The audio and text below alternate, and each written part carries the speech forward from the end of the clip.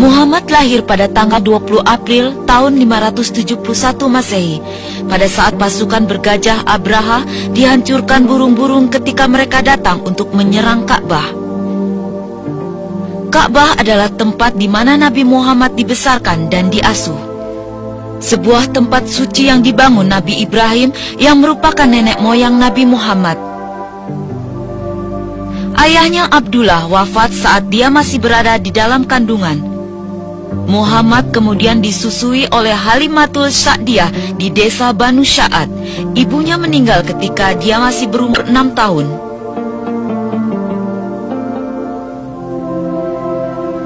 Rasulullah bekerja sebagai penggembala kambing dan menjalankan usaha bersama seorang janda, Khadijah binti Khuwailid, kota Mekah tempat Rasulullah menghabiskan masa remajanya. Di kota ini dia baru berusia 25 tahun ketika menikahi Khadijah yang kala itu usianya telah 40 tahun.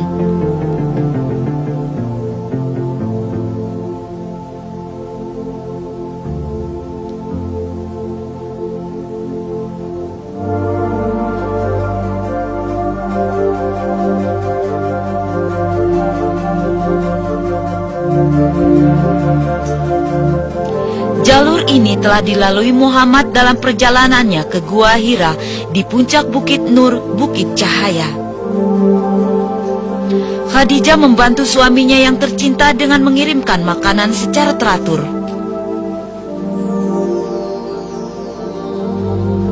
Disinilah Rasulullah menetap seperti yang dilakukan pendahulunya Nabi Ibrahim. Rasulullah marah pada kerusakan akhlak yang menimpa umatnya, yaitu mereka yang masih tetap menyembah berhala.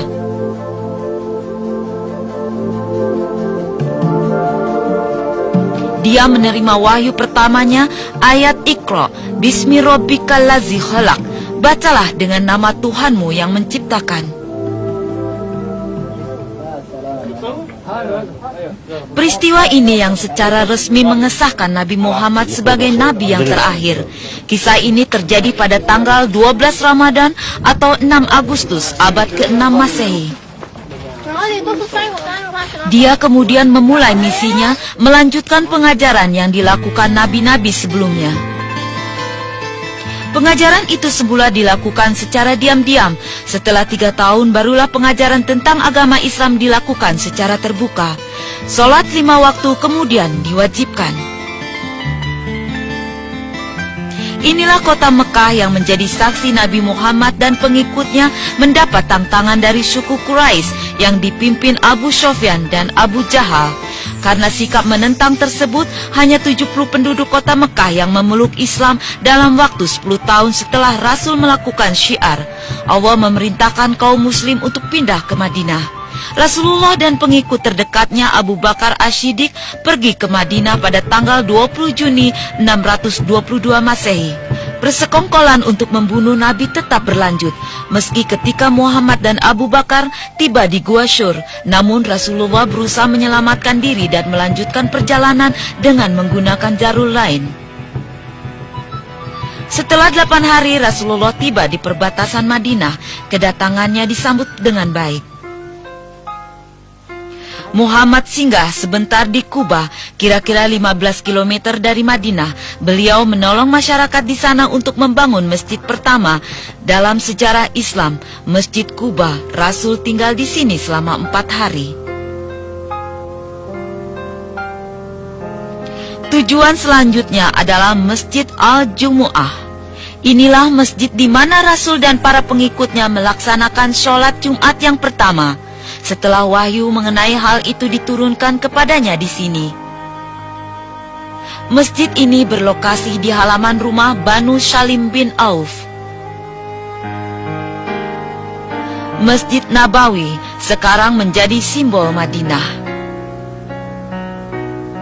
Kota inilah yang menjadi tujuan akhir Rasulullah.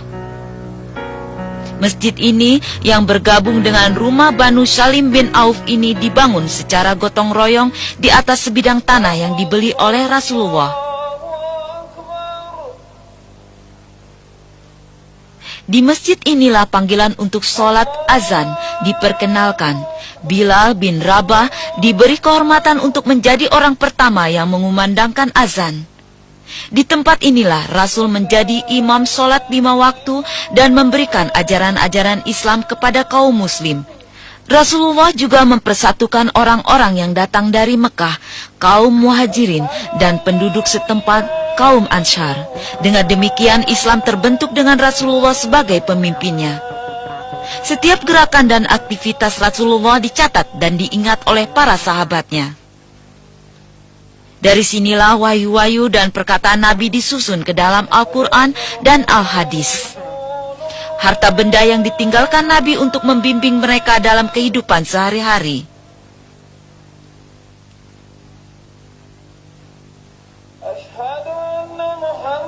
Masjid ini awalnya hanya seluas 2000 meter persegi, kemudian ditambahkan lagi 500 meter persegi pada masa pemerintahan Sayyidina Utsman bin Affan. Saat ini di bawah pemerintahan Raja Fat, luasnya mencapai 400.000 meter persegi yang mampu menampung hingga 1 juta orang jemaah sekaligus. Rumah dan makam Rasulullah terletak di dalam masjid. Masjid ini berdiri megah dan interiornya dilengkapi dengan fasilitas modern dalam bangunan yang luas.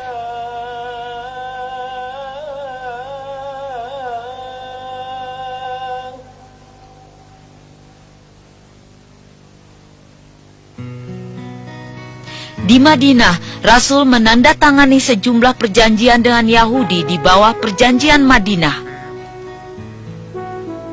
Inilah Masjid Qiblatain. Rasulullah menerima wahyu untuk merubah kembali arah kiblat orang muslim dari Yerusalem ke Ka'bah. Wahyu ini diturunkan setelah kaum muslim bersolat menghadap Yerusalem selama 16 tahun. Rasulullah menerima wahyu ketika menjalankan solat zuhur. 2 rakaat pertama, dia dan jamaahnya menghadap Yerusalem, dan 2 rakaat terakhir mereka bersolat menghadap Baitul Haram. Sejak saat itu, masjid ini dinamakan Masjid Qiblatain, yang berarti masjid dengan 2 kiblat. Masjid ini terletak di desa Bani Sulaiman. Peristiwa ini terjadi pada hari Senin, tanggal 15 Sa'ban tahun 2 Hijriah.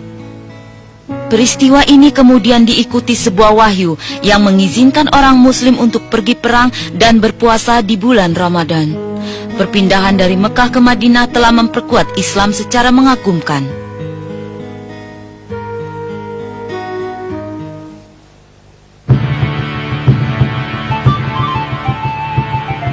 Pada tahun 2 Hijriah, Abu Jahal dengan 1000 pasukan berkuda Quraisy datang ke Madinah untuk menyerang. Rasulullah berangkat ke Badar dengan 313 orang muslim untuk menghadang mereka sebelum sampai ke Madinah. Peristiwa ini terjadi saat bulan puasa di tahun kedua Hijriah. Kaum muslim lebih dahulu tiba di Badar.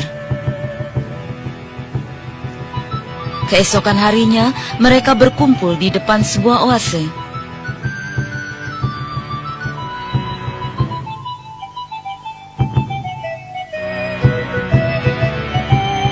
Tentara Quraisy datang ke medan pertempuran. Bagian pertama adalah tantangan untuk menang dengan 3 pemenang di setiap pihak. Namun 3 orang dari pihak Quraisy tewas. Perang pun diumumkan. 70 tentara Quraisy tewas termasuk Abu Jahal dan 70 orang lainnya ditawan. Di pihak muslim 14 tewas. Kaum muslim merasakan kemenangannya yang pertama. Dendam tidak surut pada suku Quraisy setelah mereka dikalahkan di Badar, dan perang Uhud pun diumumkan. Mereka berencana untuk menyerang Madinah lagi untuk merebut kembali pamor mereka.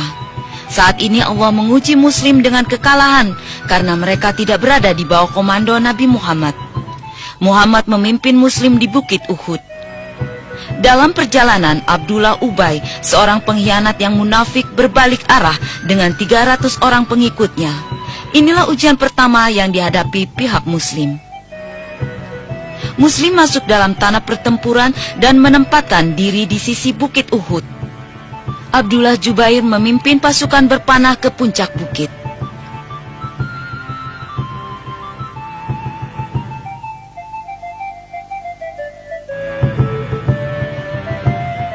Tentara Quraisy dengan kekuatan 3.000 orang dipimpin Abu Sufyan bin Harb. Peristiwa ini terjadi pada pertengahan bulan Syawal tahun 3 Hijriah. Seorang kaum muslim membuat tentara Quraisy kocar-kacir. Melihat hal ini, para pemanah tersebut terkecuali Abdullah Jubair turun dari bukit untuk merayakan kemenangan mereka walaupun perintah belum diberikan. Merasakan hal ini, Khalid bin Walid, pimpinan tentara Quraisy, memerintahkan pasukannya untuk menyerang. Rasulullah dan orang muslim harus mendaki bukit untuk bertahan terhadap serangan. Akibat kecerobohan para pemanah itu, Rasulullah mengalami cedera. Ketika Abu Sufyan mendaki bukit, Umar bin Khattab dan orang muslim yang tersisa dihimpun untuk menghalangi mereka bergabung dengan Rasulullah. Inilah makam pasukan muslim, 70 tewas bersama di Uhud. Di antara mereka adalah Hamzah Abdul Muthalib, paman Rasul, dan juga Mus'hab bin Umair, pengibar bendera Islam. Perang Uhud mengajarkan muslim bahwa kepatuhan terhadap perintah atasan adalah sangat penting. Bagi pihak Quraisy, kemenangan tidak membawa banyak kepuasan karena mereka tidak dapat mengambil alih Madinah.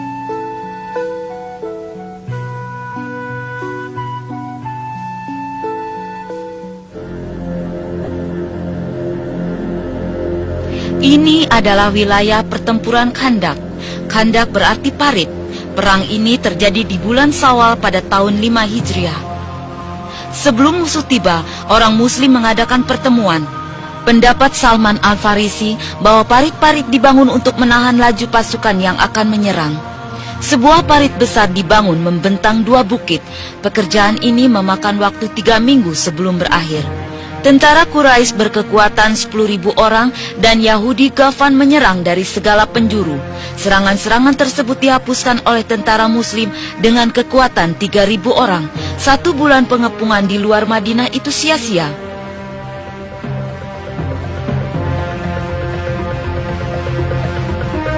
Pada tahun 6 Hijriah, Rasul dengan 1.400 orang muslim datang ke Mekah untuk berdamai dan menunaikan umroh.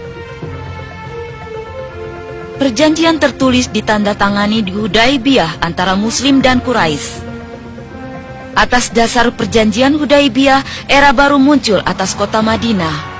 Perjanjian tersebut secara resmi memperkenalkan kemakmuran Madinah sebagai bagian Islam. Di Masjid Nabawi, Rasulullah mengambil kesempatan untuk membuka hubungan baru dengan mengirimkan surat resmi kepada kepala gubernur di luar Madinah. Orang muslim di Madinah tidak lagi takut pada serangan-serangan. Perjanjian Hudaibiyah menjanjikan perdamaian dan gencatan senjata yang mengikat selama 10 tahun. Maka terjadilah suatu peningkatan penting. Orang yang memeluk agama Islam bertambah. Di antaranya adalah Khalid bin Walid, salah seorang pemimpin Quraisy dalam perang Uhud. Juga dibiarkan untuk menunaikan umroh pada tahun berikutnya di tahun 7 Hijriah.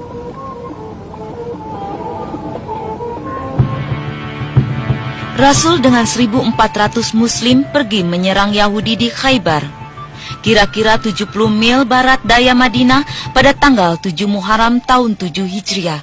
Mereka mencapai kemenangan dan Abdullah Rawaha terpilih administratur di sana.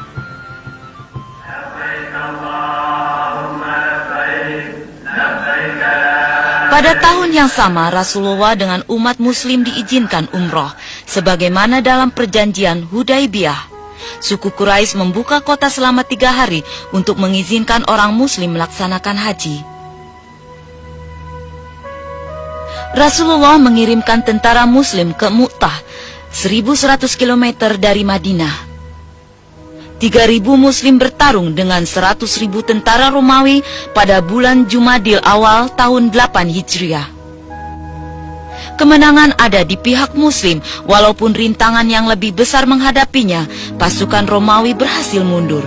Peperangan ini dihasut oleh orang Romawi di kota Basra yang membunuh seorang utusan Rasulullah yang dikirim ke sana.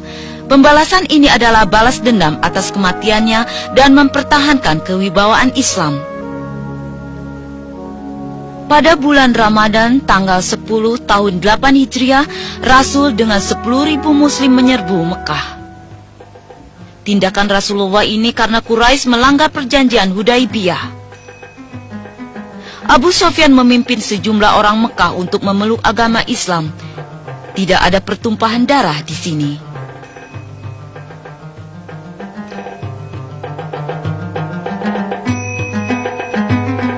Rasulullah kembali ke Masjid Nabawi dan menyiapkan kekuatan Islam yang bersatu. Di antaranya dia melarang praktek riba, praktek menanam bunga pada transaksi keuangan di antara orang Muslim. Pada permulaan bulan Muharram tahun 9 Hijriah, peraturan tentang zakat atau sedekah dilakukan oleh Rasulullah untuk menguntungkan pihak Muslim. Pada tahun yang sama, masyarakat Madinah melepas keberangkatan Rasul dan sejumlah tentara Muslim ke Tabuk, 700 km dari Madinah untuk berperang dengan tentara Romawi. 30 pasukan Muslim di bawah pimpinan Rasulullah memukul mundur pasukan Romawi. Rasulullah kembali ke Madinah dan mulai menerima para duta besar dari negara-negara lain. Arafah, tempat Rasul memberikan khutbahnya yang terakhir bagi umat saat dia menunaikan haji perpisahan. Khutbah itu dibawakan oleh Rasulullah tanggal 9 Zulhijjah tahun 10 Hijriah. Tidak ada yang mengira bahwa 3 bulan setelah peristiwa ini Rasulullah kembali kepada Allah Sang Pencipta. Ini adalah makam Rasulullah. Pada senja hari tanggal 12 Rabiul Awal tahun 11 Hijriah, Rasulullah wafat pada usia 63 tahun. Senja yang redup membayangi hilangnya pembawa pesan Allah. Suatu senja yang mencerminkan duka mendalam kaum Muslim. Cahaya Rasulullah membawa suatu pencerahan yang menyinari wilayah sekitar, baik pada semasa beliau hidup atau setelah wafat. Suatu cahaya yang mampu mengalahkan dua kekuatan besar, Romawi dan Persia. Dia selalu diikuti oleh para pengikut setianya, yaitu mereka yang merayakan kemenangan dan menerima kekalahan bersamanya.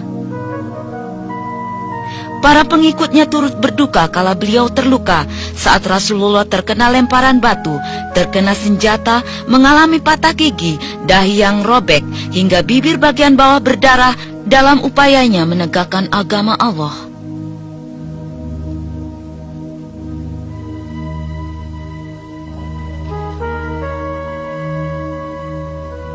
Saat ini Masjidil Haram adalah buah usaha Rasulullah dalam peranannya sebagai Nabiullah. Kaum Muslim berbagai bangsa dari seluruh dunia memenuhi kota ini setiap tahun untuk menunaikan ibadah haji. Lebih dari 850 juta Muslim tersebar di seluruh dunia. Dengan demikian, Islam merupakan agama dengan jumlah penganut terbanyak di dunia. Tak seorang pun menyangka bahwa dari daerah kering muncul generasi masyarakat yang dididik oleh Rasul Allah terbesar.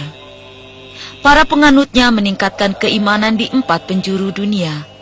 Mereka mampu membangun sebuah peradaban besar yang kekuatannya meningkat lebih dari 1/3 dunia selama lebih dari 10 abad dengan hanya satu ajaran, percaya pada satu Tuhan.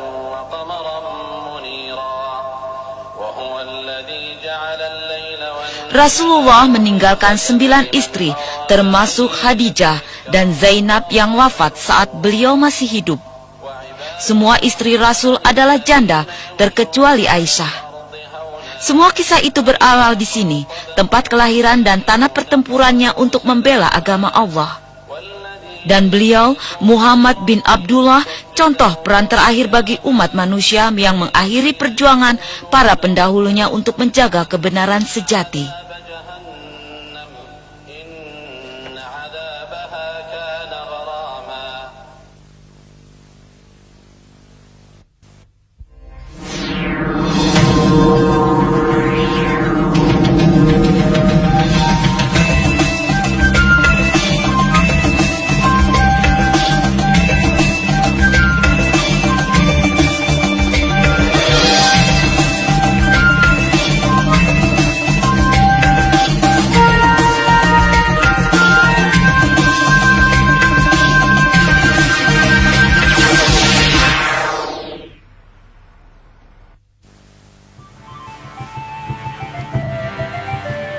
Istanbul adalah kota yang sangat bersejarah. Dibangun di atas reruntuhan kerajaan Daulah Utsmaniyah atau Ottoman, yang wilayahnya meliputi daratan Eropa, Asia, dan Afrika.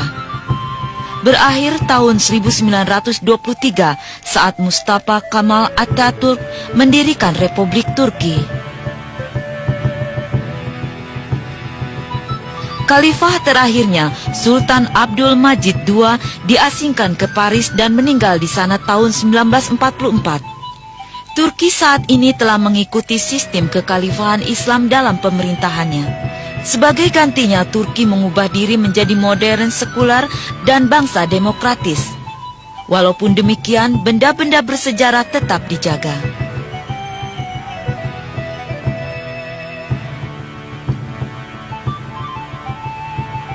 Lambaian bendera di Istana Topkapi seakan mengundang wisatawan untuk berkunjung dan menengok sejarah Islam.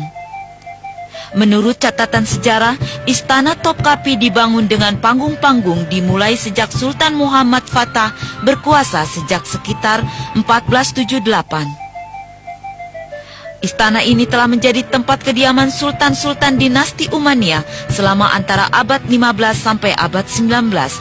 Sebanyak 4.000 orang tinggal di dalam istana selama masa keemasan Kerajaan Daulah Utsmaniyah. Ini juga merupakan simbol kebesaran kerajaan yang kekuatannya mencapai 3/4 dunia. Sayangnya pada akhir abad ini, semua yang tertinggal hanyalah sejarah.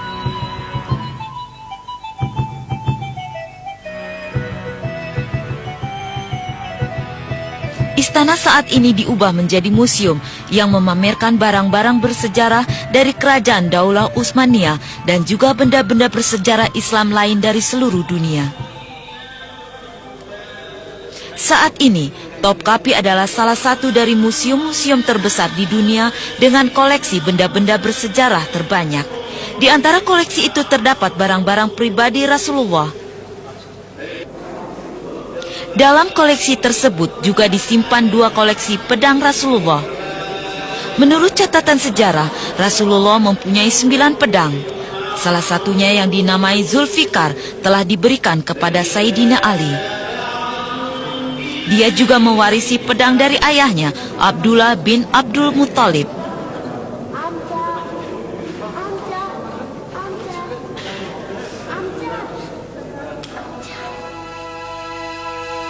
Ini adalah cetak telapak kaki Rasulullah. Cetak kaki ini dibuat oleh seorang bangsawan Arab kepada salah seorang Sultan Ottoman. Cetak kaki ini diambil dari batu di Palestina.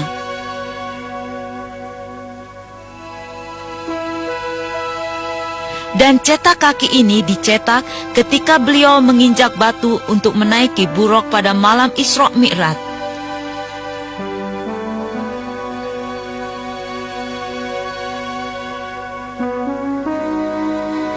Wadah ini berasal dari makam Rasul. Museum Topkapi juga menyimpan 7 surat Rasulullah. 14 abad yang lalu, surat ini sampai ke tangan Muqawqis, penguasa Kipti dari Mesir. Surat itu dikirim oleh Rasulullah untuk mengajak Muqawqis memeluk agama Islam. Surat ini ditemukan di Mesir pada tahun 1850 Masehi. Surat itu berukuran panjang 15 cm dan lebar 16 cm, terdiri dari 12 baris yang ditulis di atas kulit binatang dan memperlihatkan tanda Rasul.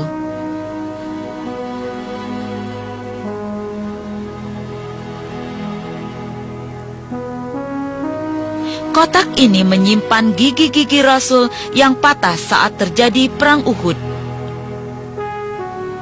Kotak ini menyimpan cincin tanda Rasul, ditemukan di Baghdad, Irak pada abad 19.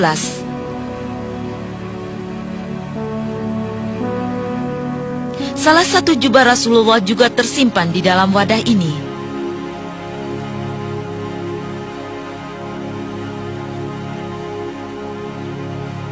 Di dalam wadah ini terdapat sedikit tanah yang diambil dari Ka'bah di Mekah. Tanah ini ditempatkan dalam wadah yang layak untuk mencocokkan status.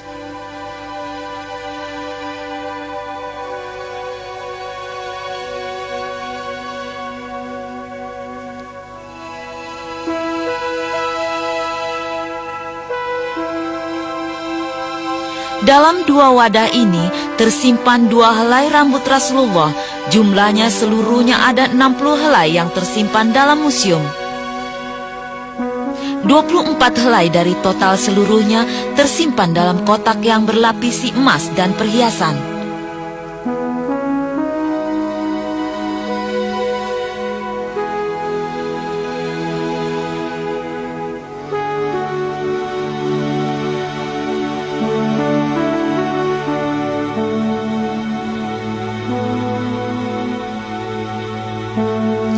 Di dalam kotak ini terdapat sedikit tanah yang diambil dari makam Rasul di Madinah.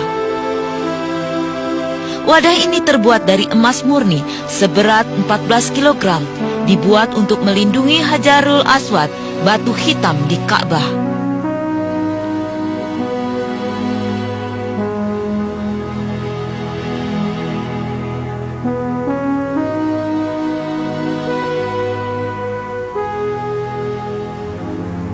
Selain koleksi Rasul, terdapat juga koleksi barang-barang pribadi para sahabat dalam museum ini. Ini adalah pedang Sayyidina Abu Bakar, khalifah pertama yang juga mertua dari Rasulullah. Ini adalah pedang Sayyidina Umar bin Khattab, khalifah kedua Rasulullah menikahi putrinya Hafsah.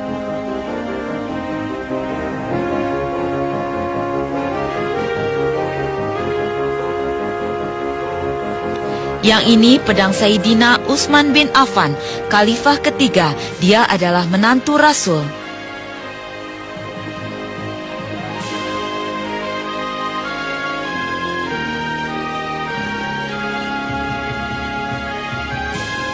Ini adalah pedang Sayyidina Ali bin Abi Thalib, khalifah keempat.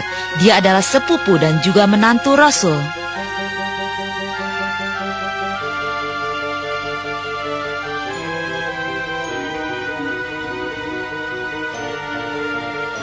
Pedang-pedang sahabat yang lain seperti pedang Abu Hasanah, ahli kitab Rasul juga tersimpan dalam museum ini.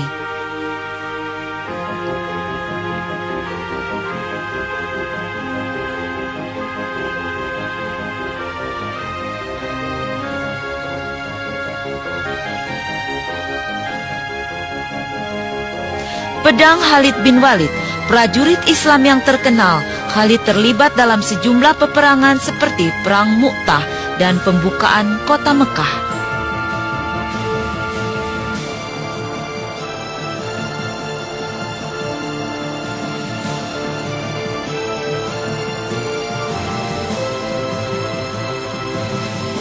Pedang Ammar bin Yasir, juga sahabat Rasulullah.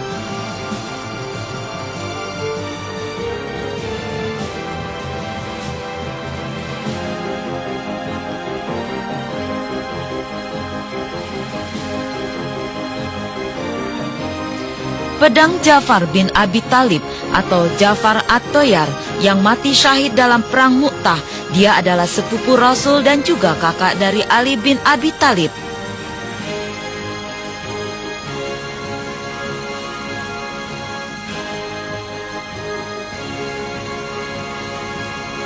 Museum Topkapi juga memperlihatkan sistem pembuangan air dari atap Ka'bah. Talang itu terbuat dari kayu berlapiskan lempengan emas dan dihiasi dengan kaligrafi ayat-ayat suci Al-Quran. Setiap sudut Ka'bah sangatlah berharga bagi kaum muslim. Ini berhubungan dengan fungsi Ka'bah sebagai tempat muslim menghadap saat bersholat. Namun Ka'bah tidak untuk disembah, melainkan cukup dihormati sebagai tempat suci.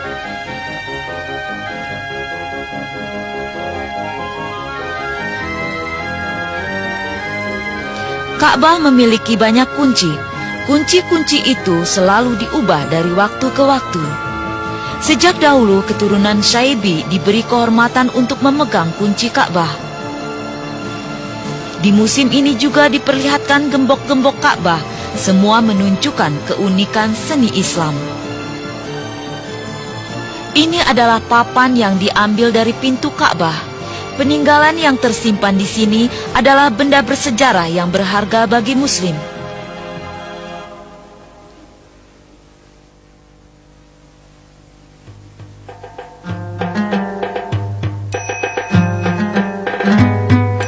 Lebih dari 100 tahun yang lalu, Jauhar Sisili, tentara dari pemerintahan Fatimiyah di Tunisia, datang ke Fustat di sisi kiri Sungai Nil.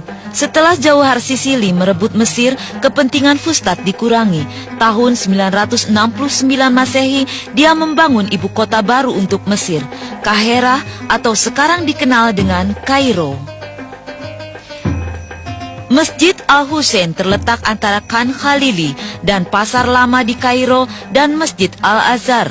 Masjid Al-Husain dinamai sesuai dengan nama Sayyidina Husain bin Ali, cucu Rasulullah.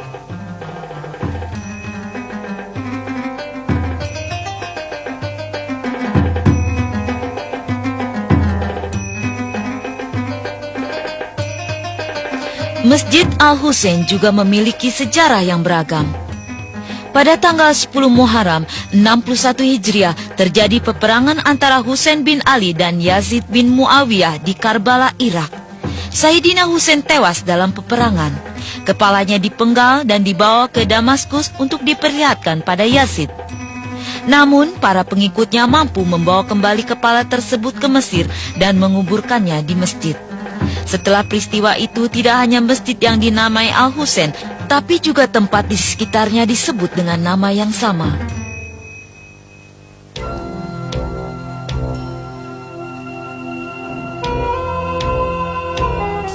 Keistimewaan lain masjid ini adalah tersedianya ruangan untuk menyimpan barang-barang Rasulullah. Koleksi ini dibawa oleh serdadu Muslim selama Perang Suci. Dilihat dari sudut sejarah, koleksi ini membuat masjid tampak unik.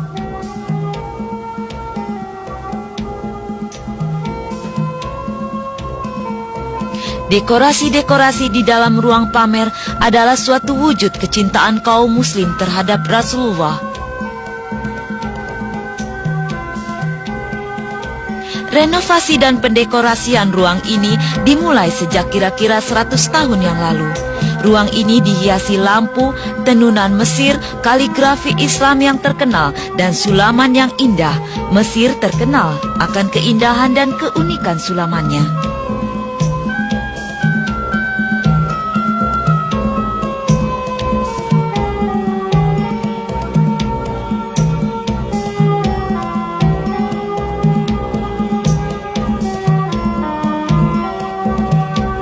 Mesir telah memasok kiswah atau tutup Ka'bah selama berabad-abad sebelum rumah untuk pembuatan kiswah dibuka di Mekah.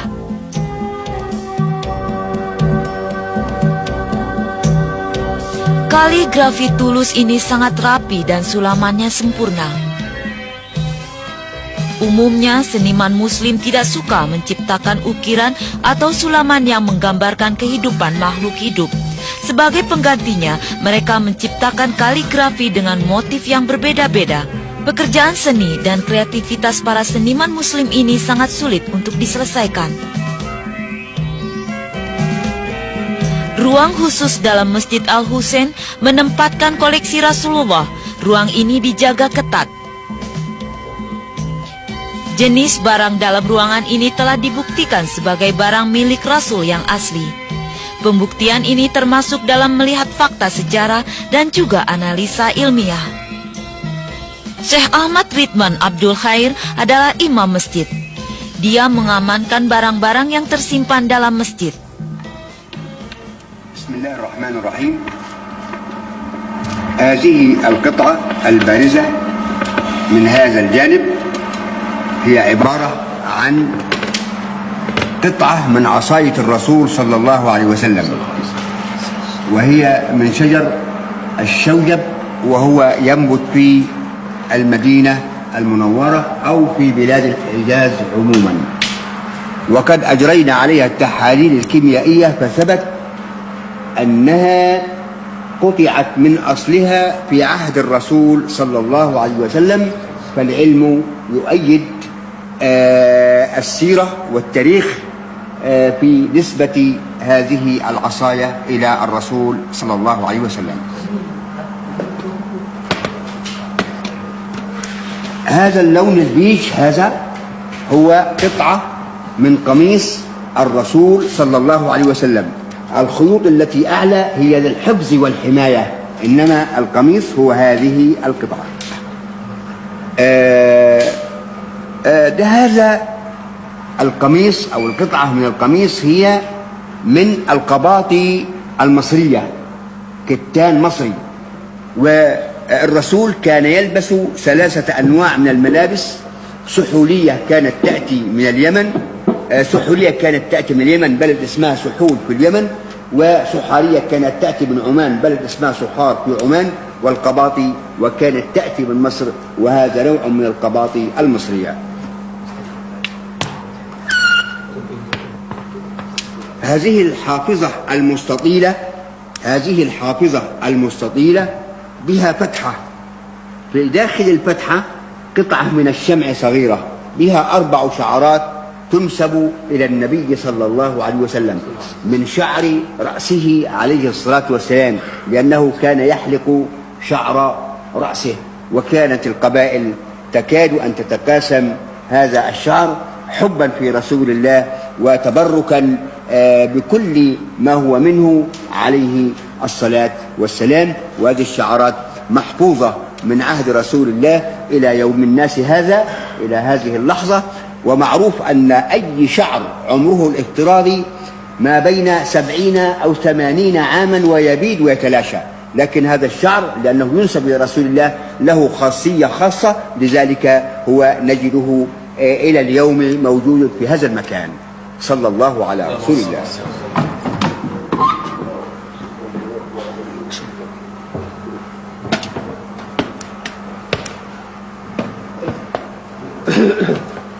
الذي أمامنا الآن مكحلة ومرود. مكحلة زي الملعقة يأخذ بها الكحل، المرود يوضع ثم يوضع في العين، فمكحلة ومرود. الرسول كان يكتحل بكحل اسمه الإسمد، يباع في المدينة المنورة. كان يكتحل لا لرمد، لأنه ما أصيب بالرمد في عينيه مدى حياته، وإنما كان يكتحل لبيان الجواز، وإنه للرجل أن يكتحل ولا شيء في ذلك، صلى الله عليه وسلم. هذا السيف هو سيف النبي صلى الله عليه وسلم، أهدي إليه من سعد بن عبادة زعيم الأنصار، ووجدنا مكتوب على السيف بخط دقيق جدا وبحروف كوفية: محمد رسول الله من سعد ابن عبادة. فالعلم يؤيد السيرة النبوية ويؤيد التاريخ على أنه هو سيف رسول الله صلى الله عليه وسلم.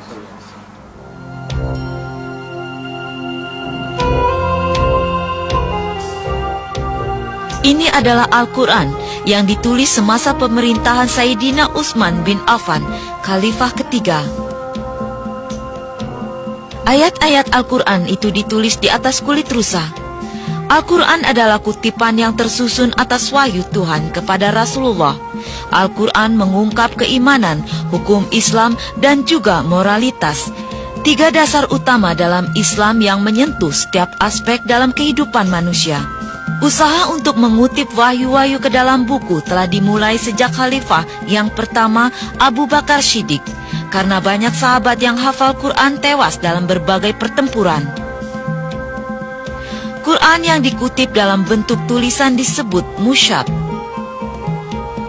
Secara bersamaan, terdapat 5 mushaf yang ditulis, 4 darinya dikirim ke Mekah, Syria, Basra, dan Kufah, sehingga mereka dapat membuat salinannya. Mushaf yang lain tersimpan di Madinah untuk digunakan Sayyidina Utsman. Salinannya itu disebut mushaf Imam. Seiring perjalanan waktu, Quran disalin dari 5 yang asli dan tersebar ke 4 penjuru dunia.